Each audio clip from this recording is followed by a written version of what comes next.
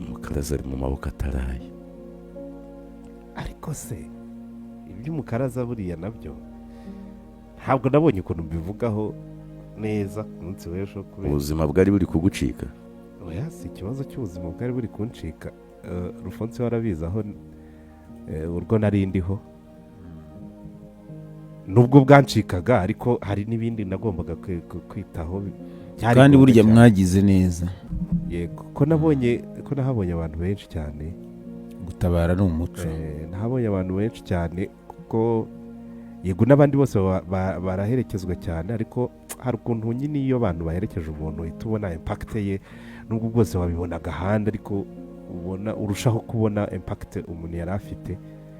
hanyuma ndi kuvayo nkura n'abandi baje guherekeza uwitwa Noheli. Wa mugabo twose tuvuga rwose amasaha ubwo yari yegeranye neza kuko abari baje urabizi ko hari ababa babahaye amasaha. murafata kuva iki gihe kugera iki gihe mube musoje gahunda zanyu hakurikireho abandi. abari bakurikiyeho rero bari baje guherekeza Noheli umwe wa Norvège urupfu rwe rwavuzweho ibitari bikeya. yagombaga gushyingurwa ku wa mbere ariko birasubikwa ejo nibwo yashyinguwe. Yego. Wari ugiye rero ku Mukaraza umuhanzi uri mu maboko ataraye ariko atazira indirimbo yasohoye cyangwa se igihangano yakoze ahubwo azira ko yagiye gukaraza ibidakarazwa cyangwa yagiye gukubita ingoma ataherewe uburenganzira zo mu bwina bwe piyo ajya kwa Shadibu yitwaje imirishyo ibiri y'ibisukika ibirwanisha amaze kubicuranura atekereza ibindi. ngewe itabwa muri yombi rye navuga ko ari inkuru nziza mu buryo butandukanye. ni inkuru nziza kuri Shadibu uvuga ko yahohotewe, ni inzira y'ubutabera itangiye. ni inkuru nziza kuri sosiyete nyarwanda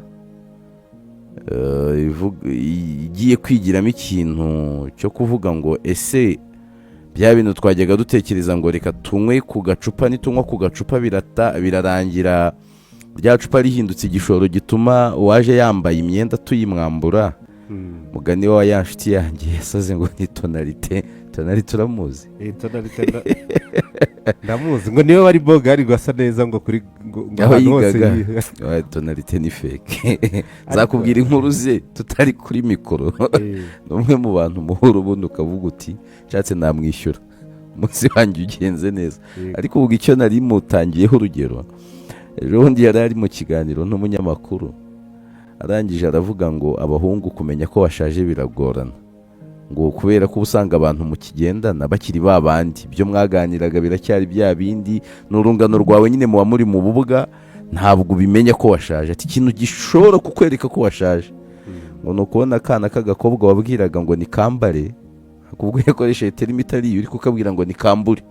yego. ati burya kiriya gihe aba ari ikibazo uba wagiye. akana wabwiraga ngo kambare k'agakobwa ubwe uti wakambaye wakana we, no kuvutisha wambabariye ukambura kuko nkwinginze ndi n'imfubyi, wambabariye ukambura ko ntakambye.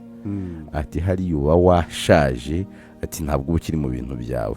uyu rero nawe biraza kuba ari inyungu ku butabera muri rusange, abantu bagiye gutandukanya kujya ugurira umuntu inzoga mugasangira no kuba bifitanye isano no kuza kuba imyenda yaje yiyambitse ugira uruhare mu kuyimwambura. nkabyita inyungu. biraba n'inyungu kuri uyu muhanzi, naho nsoreza ibijyanye n'inyungu zirimo. hari inyungu kuri sosiyete iza kubyigiramo kandi hakaba ari ubutabera. hari inyungu kuri Shadibu uvuga ko yahohotewe, ariko n'uyu muhanzi ni inyungu kuri we kuko ni inzira y'ubutabera nayo itangiye, ishobora kurangira abaye umwere, bikaba ari inyungu kuri we. atanaba umwere bikaba inyungu kuri we, bikaba umwanya mwiza wo kwigaya no kwiyigaho no kwikosora igihe icyaha bakimuhamya koko kandi bikwiriye. nawe nkabyita inyungu kuko ari inzira y'inyungu itangiye. noneho kuri Shadibu ho ni inkota y'amujyi abiri. harimo aho inyungu hashoboka ariko harimo n'aho igihombo nacyo kigabanyije mu mashami abiri. igihe bazasanga uyu muhungu baba bararyamanye nako batararyamanye, Shadi bazaba yarisebeje cyane, batararyamanye cyangwa yaranamusebeje nyine, byarabaye ku bwumvikane. ku bwumvikane ntabwo byashoboka ko abantu uriya muhungu wabibona afite imyaka y'ubukure koko. Umunyamuziki uririmba mu bitaramo bikomeye, amakuru mfite burya ngo yaranavuye Nyagatare muri bya bitaramo, ahita ajya kwisengerera Shadi, ajya kumusengerera nako. niba ataririmba muri ya matsinda ya mu ishuri ry'umuziki, ni umwarimu wawo, ntabwo byaba adakuze. Afite agasura k'abana, baby face. ariko yamenyekanye. Shawuku iracyabaho cyangwa niko Shawuku iryo tsinda riracyabaho cyangwa ryarasenyutse? wabaza Alphonse niwe urikurikirana cyane. ndaba ntanarizi Alphonse ugiye kumurega ibyo bintu byanyu by'imiziki. Ejo ku munsi w'ejo hari amavidewo bari bifashe videwo uko yinjiye mu nzu, uko batangiye gusangira, ubona bishimanye, ndetse na Shadibu yanivugiraga ko ari inshuti, ko bari basanzwe ari inshuti, ngo ni umu egisi. niba yarigeze kuvuzaho ingoma rero, bishobora kuba biri mu byatumye yumva nyine ko umukaraza umurishyo we ugikenewe, ahubwo gitondo biraza gusanga byahinduye isura. aravuga ati wihaye karibu hahandi wajyaga winjira. ese ko nari nzi ukuntu bajya bahafungura, kuba nafunguye nkinjira nk'uko byagendaga. iyo mikino rero izakora ishyano yo kuvuga ngo niko byahoze. uriya hari umuserebanya huzuye inzu, noneho abantu bakera batekeraga mu nzu n'imyotsi, iri terambere ritaraza, uba uri guteka n'uri mu cyumba ntamenye ko uri guteka, waratekaga imyotsi ikazamuka. inzu yari nshya n'umuserebanya, ba nyirayo bayitashye n'umuserebanya urayitaha. bateka umwotsi ugacumba, umuserebanya ukiruka uti ya nzu wanze ihiye, reka niruka ugasohoka, kumbi bari bagiye guteka. noneho inzu ntishye, umuserebanya ukagaruka. ejo ati none uti irahiye, ugasohoka. bigeze aho tipo biba ari imyotsi icumba gusa, ntabwo iba ihiye. kera kabaye inzira shya nyagushya, umuserebanya uhiramo. umuserebanya wazize iki? kwizerera muri niko byahoze. mu kumanuka Horumuzi ibintu byinshi byarahindutse. Horumuzi ntabwo abantu bakiri mu buryo byahoze. hariya hari abakubwira ati guca muri Horumuzi hari tolls ugomba kwishyura, hari ibintu ugomba kwishyura. hari n'ababa bazi ko umuntu wanyuze Horumuzi yibwiriza ashobora kwishyura nyuma, agatambuka mbere akishyura nyuma. hari n'abakubwira bati kunyura Horumuzi urabanza wishyure. kandi ibyo byo abakomeye barabyamagana, amategeko arabyamagana. ariko se ko Iran ari ibifite urufunguzo rwa Horumuzi nyine, hari igihe ureba ukavuga ngo Horumuzi nshaka kunyuramo ni iya Loni cyangwa ni iya Iran, ukavugana na Iran. icyo nemeranya nawe nuko ibintu biratanga isomo. kwivugishaga abantu ngo umukobwa ngo yagusuye ngo uramusindisha ngo mpaka ngo birangire ngo ugize, urumva ibyo ntabwo biguha uruhushya rwo kujya muri mihora. hari indi nkuru yabicikirije hano ku mihanda, nayo iravugwamo umwana ariko arakuze, afite imyaka 18. akaba umwana ateze? ni umwana w'umunyarwanda kuko aracyari ku ntebe y'ishuri. uwo mwana w'umunyeshuri yiga muri groupe scolaire Cyanika. Cyanika iri mu murenge wa Coko. ka kantu bita sitirepu urakazi ko kaba kameze. Didi urebe iyo foto niba nta kibazo ku buryo tushobora kwerekana. Raporo ku buryo ibintu bihagaze iwacu mu mutekano.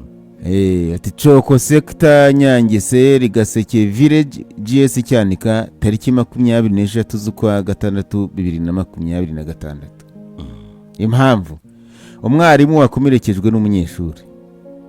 Tumenya amakuru ko ku isaha ya saa 9 z'icamunsi kuri groupe scolaire Cyanika, umwarimu witwa Gakoza Emmanuel yajombwe ikaramu kwitama n'umunyeshuri witwa Nikiza Jaime, yafite imyaka 18, yiga muri senior 3. ni mwene Muhayimana bakunda kwita Mbyariyehe na Josephine, batuye mu mudugudu wa Karori, akagari ka Nyange, umurenge wa Coko. uwo mwarimu yari muri surveillance y'ikizamini agirana ikibazo n'uyu munyeshuri bapfuye intebe yo kwicaraho. Bivuga ko ubwo abana bari bagiye gukora ikizamini umwarimu yasabye ko bicara ari batatu ku ntebe imwe kugira ngo hasaguke intebe iri yonyine mwarimu ari bwicareho. Umwana yabwiye mwarimu ko bidakwiye ko bakwicara ari batatu mu kizamini kandi hari intebe ibereye aho. Umwarimu ntiyabyumvise, niko gutangira gushyamirana, afata icyemezo cyo gusohora umwana mu ishuri adakoze ikizamini. Mu kumusohora amushushubikanya, umwana yageze ku muryango arahindukira ahita amujombika aramukwitama aramukomeretsa. Action taken. Umwarimu yajyanwe kuvuza kuri Nyange Health Center. Ubuyobozi bw'ishuri bufatanije n'umurenge buragarura umwana ku ishuri akore ibizamini maze ikibazo kizarebweho nyuma, tunagisha inama akarere cyakorwa respectively.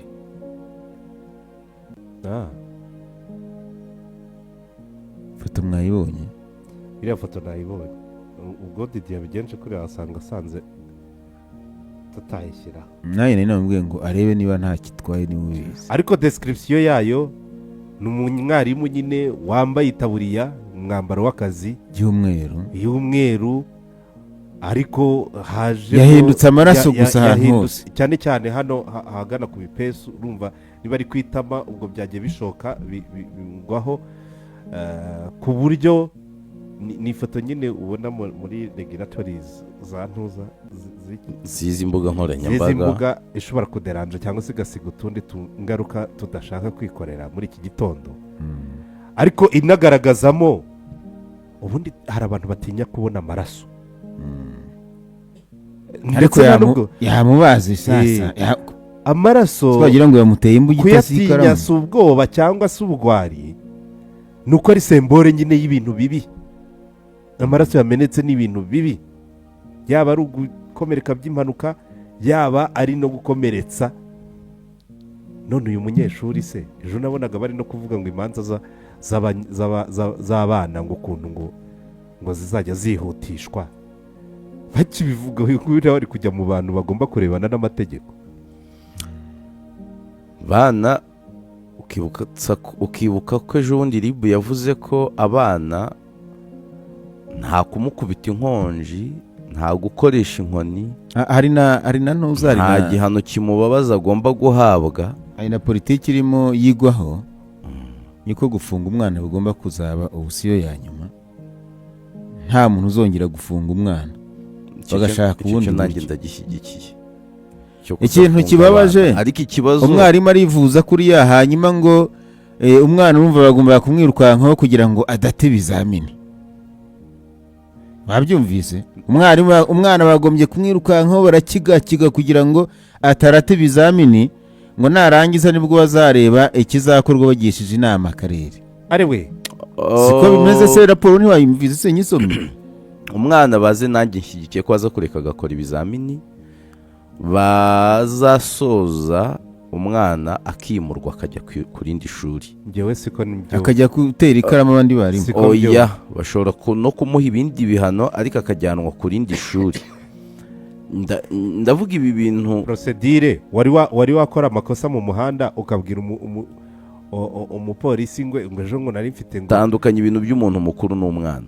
Uyu se n'umwana wa imyaka 18 nawe ni umuntu mukuru, ariko umwana agije imyaka 18 ntabwo wumva ko arimo ubukererwe. Rega imyaka ntimukayibarire mu ndangamuntu gusa. Umuntu agije imyaka 18 akiri ku ishuri no mu myumvire n'umwana. Ariko kubera iki tubanza kujya guhengeka ngo aho turi buhere turengera umuntu? Ntabwo ndi kumurengera, ibyo yakoze ni amakosa. Ndanga ko tuza gufata umuntu wari ibandi tukamujyana muri kondisiyo zimugarurire ejo ari umwicanyi cyangwa ari ruharwa mu bindi bintu bibi.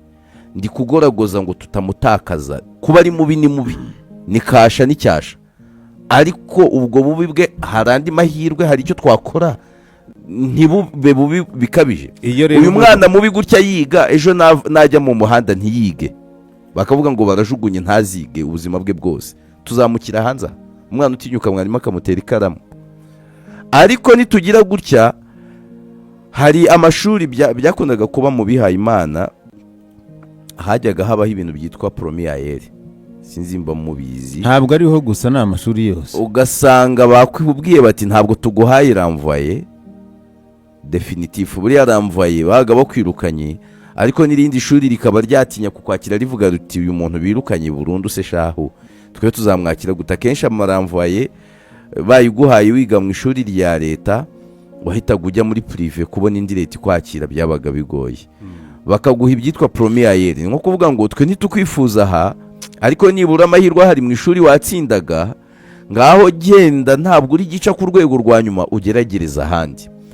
Uyu mwana kesi ye irasa nka kesi nzi ahandi hantu n'uburyo bayikemuye kandi nifuza yuko forumire zatwarwa mu buryo bwenda gusa. Iriya mu burasirazuba bw'u Rwanda hafi ya pariki y'Akagera hajyaga habaho imishinga yo kugira ngo bace intege ubuhigi. Muri iyo mishinga bagakorana n'abana batsinze neza bakabafasha bakagira utuntu babaha, abo bana bakaba rimwe na rimwe banatanga amakuru ku buhigi uko ibintu bimeze, ariko uretse n'ayo makuru nyine bigatuma abana bakunda ishuri kuko pariki iri kubafasha noneho ntibavemo abahigi, bikaba bifashije mu kurengera ibidukikije. Haza kuza proje yitwaga Prorena Akagera, yahembaga abanyeshuri bitwaye neza ugasanga nimba Trésor yabaye uwa mbere cyangwa ari mu 10 ba mbere bamuhaye amakayi meza nka 20 Nkunda Amahoro cyangwa Jimmy Gatete. Umwarimu ntaza kuvuga amazina aza gutwara amakayi y'umwe mu banyeshuri bigaga aho ngaho wari mu batsinze bayamerita bamerite mu makayi, yitwaje ngo uwo mwana ngo iwabo n'abasirimu n'ubundi asanzwe yigira mu makayi meza. Avuga ati wisunda yarayakeneye, ntasanzwe afite amakayi meza n'ibikapu byiza anambara inkweto zifunze abandi baba bambaye rugabire. Umwana abikoresheje iwabo baramubwira batayo makayi yihorere nta kibazo n'ubundi usanga mu makayi. Umwana afunga umutwe yumvaga ko yayavunikiye bayemuha akayakoresha ibyo ashaka. Umwana abikojeje mwarimu aturanshogoje imbere y'ishuri, mwarimu baramwirukanye ageze imbere mu ishuri. Umwana asohoka mwarimu ahita afata umujugujugu w'inkoni, za nkoni abarimu ba kera bagiraga, ayikubita mu bitugu bya wa munyeshuri wari usohotse atashye. Umunyeshuri abafashe ya nkoni, nabo bari mu bizami bisoza igihembwe. Aragaruka yivutagura mwarimu. Icyo gihe directeur w'iryo shuri n'abandi barezi bafashe wa mwana baramukubita ibikoni byinshi, ariko baramubwira ati soza ibizami. Asoje ibizami na inspecteur bumvikana ko uwo mwana nta rindi shuri ribi bumwakire muri uwo murenge, agomba kujya kwiga mu wundi murenge kugira ngo ajya avunwa n'urugendo yumva uburemere bw'amakosa yakoze, noneho kugira azagaruke muri uwo murenge hagira ishuri rimwakira muri uwo murenge ko byazaba undi mwaka ukurikiye. Ariko urumva icyo cyari igihano kimwumvisha uburemere bw'amakosa yakoze, abaye ari ukosoka yakitekerezaho. Ariko se Yves, umwana w'imyaka 18 n'umwaka wa gatatu udashobora kubaha mwarimu, niwumva ko yagwingiye se? Icyo ngicyo si cyo nshaka kureba. Uwo mwana udashobora kubaha mwarimu ubundi arimo ariga ibyiki? Icyo ni kimwe. Icya kabiri, umwana ufite imyaka 18 ushobora gufata umuntu w'umugabo mwarimu we ntibangana ntibarwanye n'iki akamutera ikaramu mu itama, ntiyaragamije kwica? Yego uwo mwana ntabwo yaragamije kwica. Oya, ntabwo nemera ko yaragamije kwica. Hanyuma ntabwo umuntu ava amaraso umuntu tuvuga yuko none ari amaraso yavaga ntabwo yashobora kuvuga. Bishobora kuba ikaramu s'intwaro Serezo, umuntu ashobora kurakara akagukubita urushyi atagambiriye kukwica ariko ugapfa. Ubwo se abagore n'abagabo bicana birangira batari guhanirwa ko bishe ku bushake? Homicide volontaire ni ikindi kintu barebamo na intention. None se intention y'uyu mwana yo uri kuyirebera he ko atari ukwica? Ikaramu ngewe rega uko ikaramu itica uri kunsunikira ahantu hameze nko gushyigikira uno mwana. Ntabwo mushyigikiye. Icyo ndi kureba uyu mwana tumutakaze burundu, asanzwe afite ubukerere. None se ejo nitumuvana mu ishuri burundu uyu mwana akazahinduka umwicanyi ku muhanda? Uriya mwana akwiye kuba ari mu nzego zirwanya ibihazi. Kiriya ni igihazi. Ariko naho yajyayo akiga basi ngerega icyo ntashyigikiye. Ariko ariga iki? Hariga ngo bizamumara ariga iki? Ariko ubwo muzi ibibazo iramugaragariza biragaragaza neza yuko muzi ibibazo biri muri education mu Rwanda, hanyuma mugashyigikira n'abanyeshuri bitwara nk'abicanyi mukumva muri bo murajyana hese education. Ntabwo dushyigikiye abo banyeshuri bitwara gutyo. Rero izo strategy kuvuga ngo zo kugorora ntagire zatuma usanga yira arabyivu abandi bana nka babiri mukazamva ngo mutware turi kugorora, muri kugorora ibiki? Ariko noneho uyu muntu uterana ikaramu ari ku ishuri nataheje akajya kunywa ya nzoga agasuka ajya avuga mu mudugudu nta bantu azahitana ntatajye muri gereza ntatajye muri gereza. turi kudiringa n'umuntu w'imyaka 18 uzi ko muri kunsesa Terezo uretse n'uyu w'imyaka 18 abandi bakomerekeje abantu bafungwa iminsi ingahe bo ntabwo tubafite bahita bagaruka muri sosiyete. Uwaciye amatwi umugore we ntabwo hari, si inshuti yanjye ntahari. Uriya se urimo uravugira abanyabyaha kuri inshuti y'umuntu. Ntabwo ndi kubavugira oya dore ibintu uko bifate pasono ibintu bikeneye mu bwenge nuko buvana mu twahinge. None se hari iby'amategeko avuga umwana w'imyaka uyu mwana mu buryo bw'amategeko ukeka ko bazamufunga umwaka niko bitekereza umwaka umwe tukaba dufite ubutabera bupfuye nyine. Wabaye uretse se ahubwo utazatuma bamwituniraho ahubwo noneho bakamuha ibirego. Ntabyo musabiye kumwitunira ariko nta mwaka bazamufunga. Uzabikurikirana uzabibona ntawo bazamufunga. Uyu muntu afite imyaka 18 kandi nagaruka hanze ntasubire ku ishuri sosiyete yacu izaba ifite indi bombi yirimo.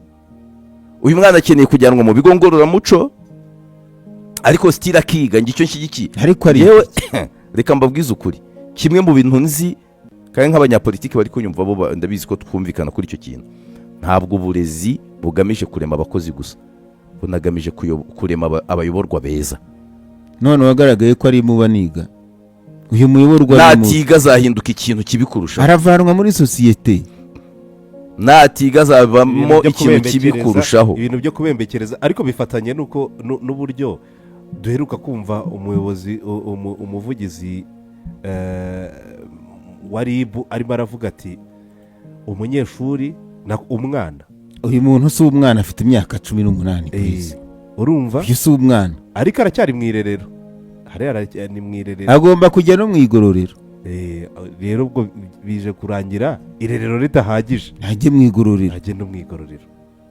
Ibyo ngiye nabyemera ariko akondisiyo ko akomeza kwiga. Ariko ibyo bintu byo kwiga mutsimba ariko se ufite icyo kibazo ariko Rufo uzi ko ejo bundi muri gereza y'abana ntabwo wabonye ko bari mu batsindisha. Yego bari mu batsindisha cyane. Urumva ntajye kwiga ariko rega nshyigikiye ikintu cyitwa ubundi ibyo ni byo kugorora pana bimwe byamageragere. Ibyo ni byo kugorora umuntu ashyirwe muri kondisiyo zituma yicuza ibyo yakoze ariko stili n'inzira yo gutera imbere no gukosoka ntibayibane ngo birangiriraho kuko ntabwo ikibazo cyakemuzwa ikindi kibazo rega. Uramutse uri nk'umwana wa gereza y'Inyagatare bakavuga ko uwo muntu hari aho ngaho ko yateye mwarimu ikaramu wajya umwigisha wumva utuje. Iriya gereza ibamo bakoze ibirenze ibi ngibi uzaperereze haba harimo n'abana babicanye bishe abantu baba barimo hariya kandi baragenda bakagororwa bakiga bakazamurwa. Ugiye gukurikira hari abo bazasanga igihugu cyarabaremyemo abantu bazima baragiye hariya ari baruharwa.